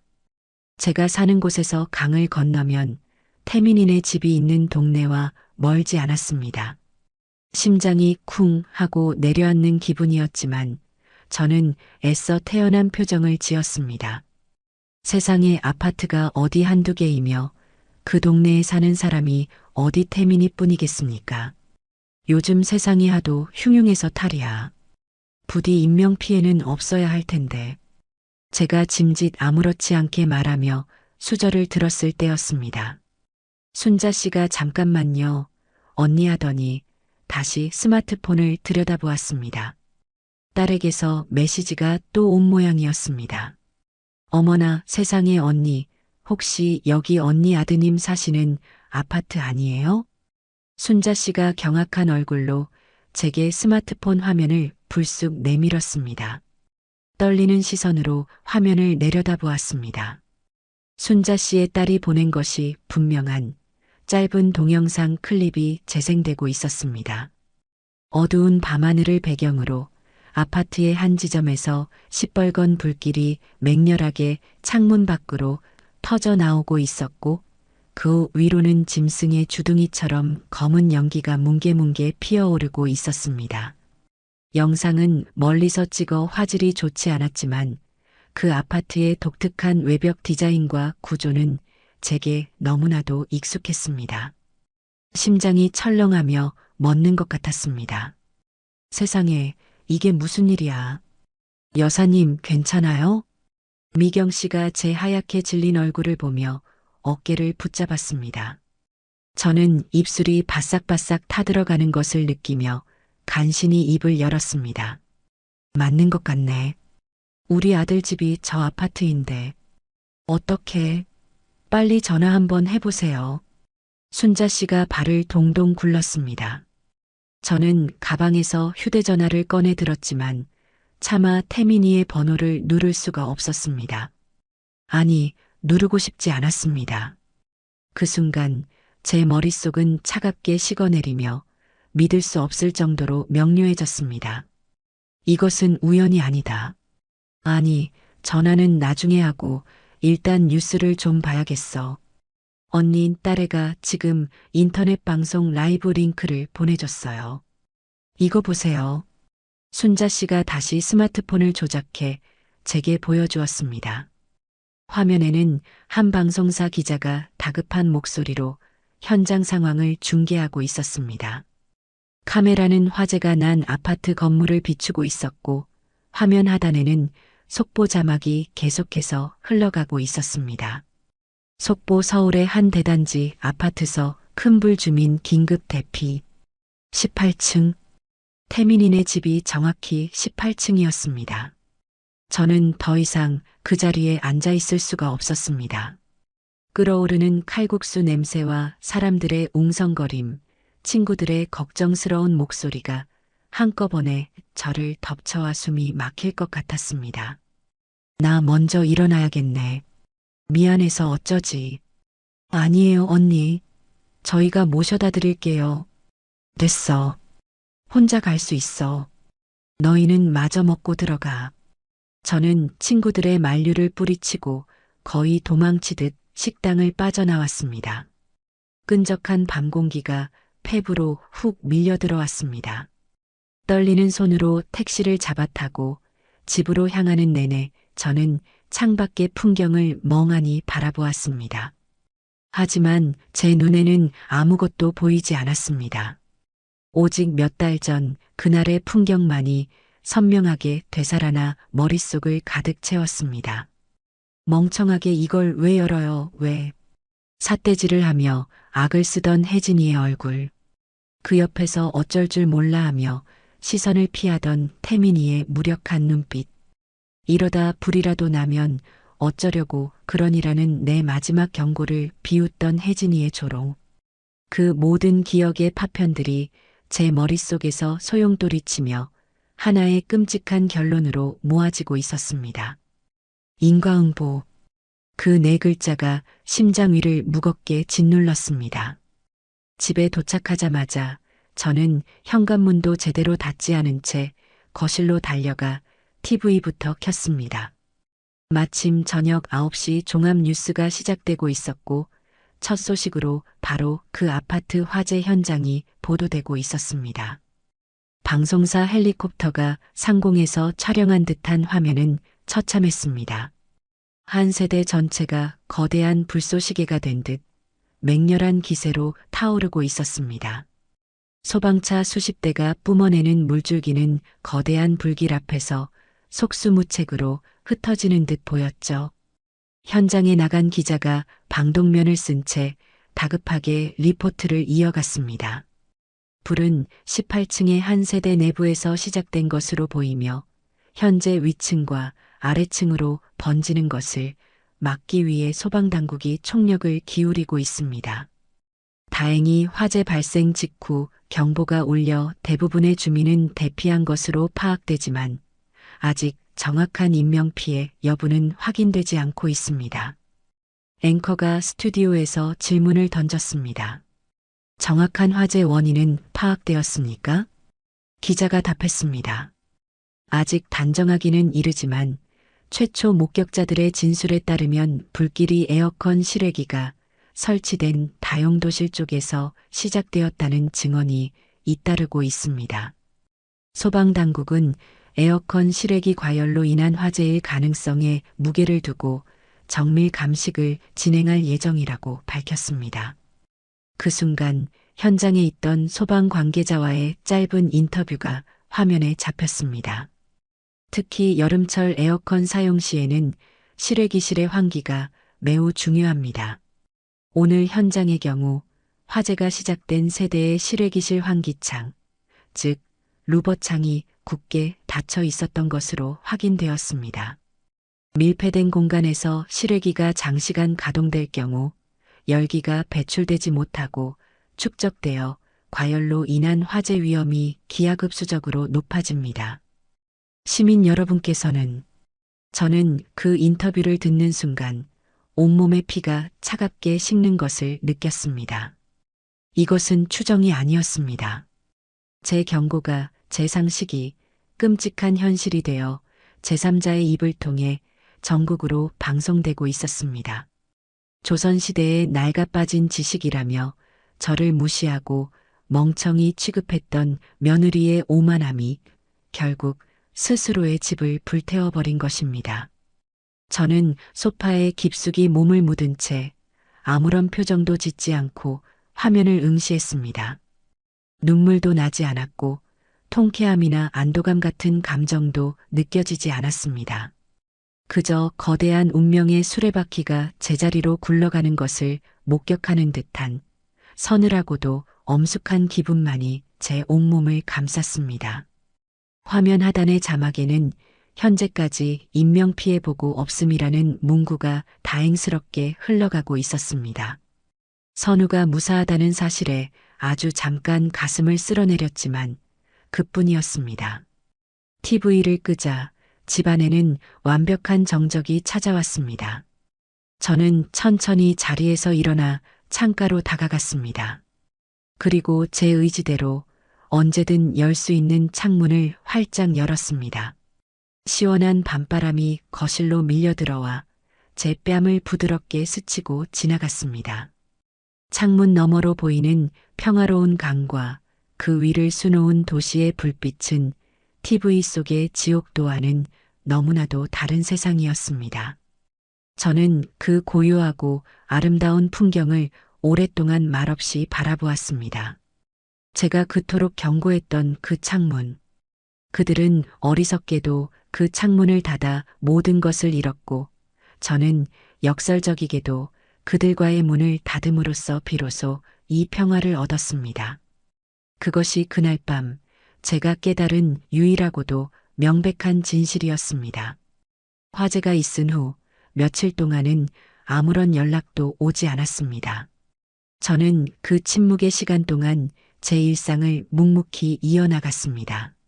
아침이면 창을 활짝 열어 밤사이 고여있던 공기를 내보내고 간단히 아침 식사를 차려 먹은 뒤 주민센터로 향했죠. 서예 교실에 가서는 벼루에 먹을 갈며 흩어지는 마음을 다잡았고 수영장에 가서는 물살을 가르며 머릿속에 복잡한 상념들을 씻어냈습니다. 친구들과 만나 점심을 먹고 웃고 떠드는 동안에도 저는 애써 그날 밤 TV에서 보았던 끔찍한 광경을 떠올리지 않으려 노력했습니다. 하지만 의식적으로 외면한다고 해서 그 일이 제 삶에서 사라지는 것은 아니었습니다. 인터넷 뉴스에는 연일 그 아파트 화재에 대한 후속 기사들이 올라왔습니다. 무리한 에어컨 가동이 부른 참사, 다친 실외기실 환기창, 예고된 인재 같은 자극적인 제목의 기사들이 쏟아졌죠. 심지어 한 기사에는 익명의 이웃 주민 인터뷰까지 실려 있었습니다. 그 집은 평소에도 환기창을 늘 닫아두고 에어컨을 켜는 것 같아 불안했다. 관리사무소에서 여러 번 공지를 했는데도 무시한 것 같다는 내용이었습니다. 객관적인 사실들이 제 주장의 정당성을 증명해주고 있었지만 제 마음은 조금도 편치 않았습니다. 그것은 통쾌함이 아니라 인간의 어리석음이 불러온 비극을 확인하는 씁쓸한 과정일 뿐이었으니까요. 저는 그들이 곧 저를 찾아오리라는 것을 알고 있었습니다. 그것은 만약의 문제가 아니라 언제의 문제였죠. 보험금을 수령하고 화재 현장을 수습하는 데에는 시간이 걸릴 터였습니다. 그동안 그들은 당장 머물 곳도 입을 옷도 변변치 않을 것이 분명했습니다. 친정이 있는 혜진이라도 그 으름과 화재의 흔적을 온몸에 두른 채 제 딸과 사위, 손주를 데리고 선뜻 들어가기는 쉽지 않았을 겁니다. 결국 그들이 기댈 곳, 마지막으로 손을 벌릴 곳은 저밖에 없다는 것을 저는 너무나도 잘 알고 있었습니다. 그래서 저는 기다렸습니다. 불안에 떨며 기다린 것이 아니라 마지막 전투를 앞둔 장수처럼 마음의 갑옷을 단단히 챙겨 입으며 기다렸습니다. 행여나 그들의 처참한 행색을 보고 마음이 약해질까봐 저는 매일 밤 그날의 기억을 복기했습니다. 멍청하다고 소리치던 며느리의 경멸 어린 눈빛, 저를 외면하던 아들의 비겁한 침묵, 쫓겨나던 제 등 뒤에 비수처럼 꽂히던 그들의 냉혹한 말들을 되새기고 또 되새겼습니다. 동정심 따위가 제 단단한 결심을 무너뜨리게 내버려 둘 수는 없었습니다. 예상은 빗나가지 않았습니다. 화재가 발생하고 나흘째 되던 날 오후 인터콤이 울렸습니다.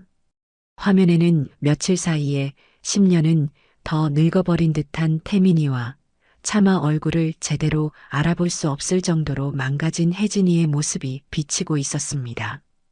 늘 꼿꼿하던 자세는 구부정하게 무너져 있었고 값비싼 옷 대신 구호 물품으로 보이는 낡은 운동복을 입고 있었죠.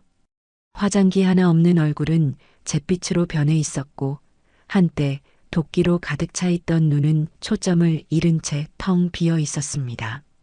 저는 잠시 화면을 응시하다 아주 천천히 그리고 조용히 문을 열어주었습니다. 그들은 약속이라도 한 듯 집 안으로 들어서자마자 제 앞에 무릎을 꿇었습니다. 쿵 하는 소리가 거실 바닥에 무겁게 울려 퍼졌습니다. 제가 애지중지 닦아놓은 강화마루 위에 그들의 절망이 먼지처럼 내려앉는 듯 했습니다. 엄마 저희가 다 잘못했어요. 정말 죽을 죄를 지었습니다. 태민이가 먼저 흐느끼며 말문을 열었습니다.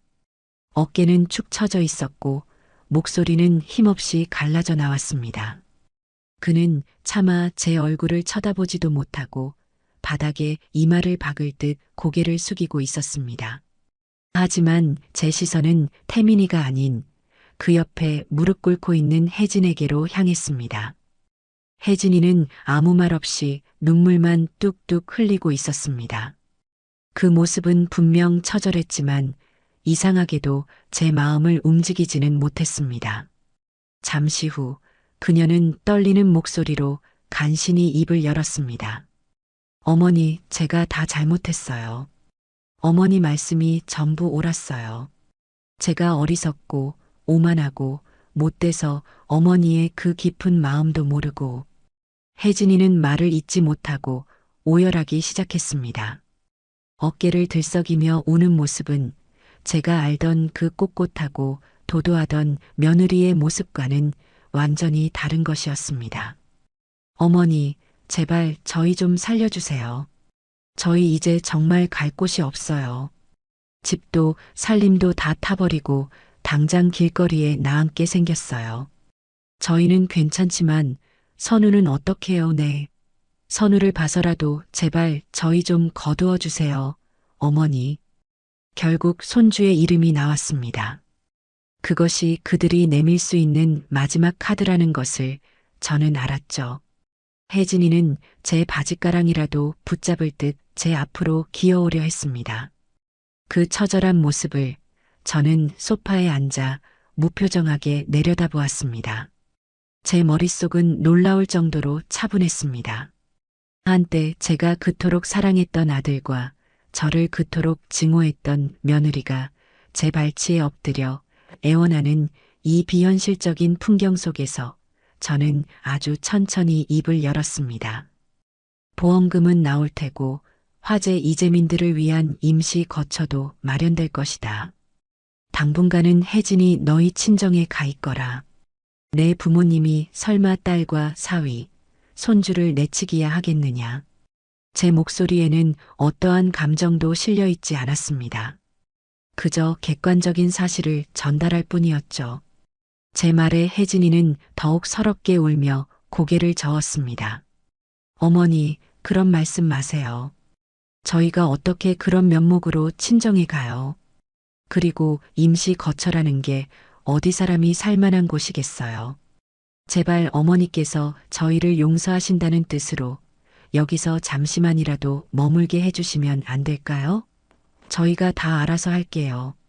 죽은 듯이 지낼게요. 네. 저는 잠시 눈을 감았습니다. 그리고 과거의 한 장면을 떠올렸습니다. 후텁지근한 공기, 약하게 돌아가던 에어컨, 그리고 제게 쏟아지던 경멸의 말들. 다시 눈을 떴을 때 제 마음속에 남아있던 한 톨의 연민마저 완전히 사라져 있었습니다. 혜진아. 제가 이름을 부르자 혜진이는 울음을 그치고 고개를 들었습니다. 눈물과 콧물로 범벅이 된 얼굴이 가여워 보이기보다는 추해 보였습니다. 일단 일어나서 소파에 앉거라. 바닥은 차갑다. 제 말에 혜진이는 잠시 머뭇거리다 태민이의 부축을 받아 힘겹게 자리에서 일어났습니다. 그리고는 제 맞은편 소파 끝에 위태롭게 걸터 앉았죠. 저는 그들을 똑바로 쳐다보며 아주 느리고 또렷한 목소리로 말했습니다. 너희가 이렇게 내 앞에 무릎 꿇고 비는 모습을 보니 문득 그날이 생각나는구나. 제 말에 두 사람의 어깨가 움찔하는 것이 보였습니다. 그날 너는 나에게 말했지. 아주 차갑고도 매정한 목소리로. 아직도 그 목소리가 귓가에 선하구나. 저는 잠시 말을 멈추고 그들에게 그날의 기억을 떠올릴 시간을 주었습니다. 그리고는 그날 혜진이가 제게 했던 말을 토씨 하나 틀리지 않고 그대로 돌려주었습니다. 답답해서 정말 같이 못 있겠네요. 제발 좀 가세요. 제 입에서 나온 그 문장에 혜진이의 얼굴이 새하얗게 질리다 못해 투명해지는 것 같았습니다. 그녀의 눈동자가 공포에 질려 세차게 흔들렸습니다. 기억나니?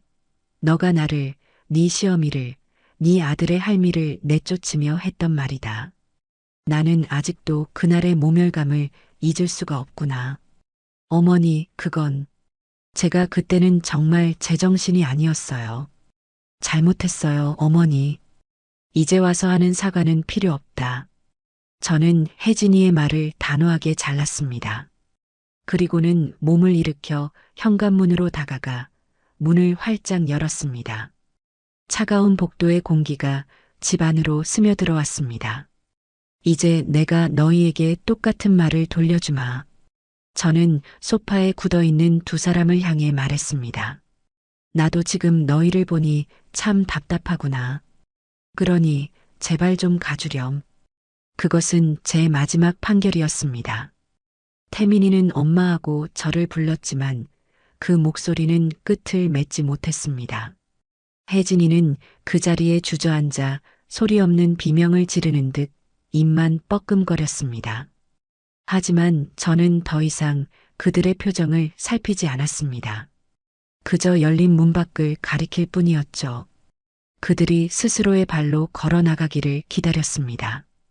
그들이 과거에 제게 했던 것처럼 저 역시 그들에게 한치의 온정도 베풀지 않았습니다. 그것이 제가 그들에게 돌려줄 수 있는 가장 공평한 대가였습니다.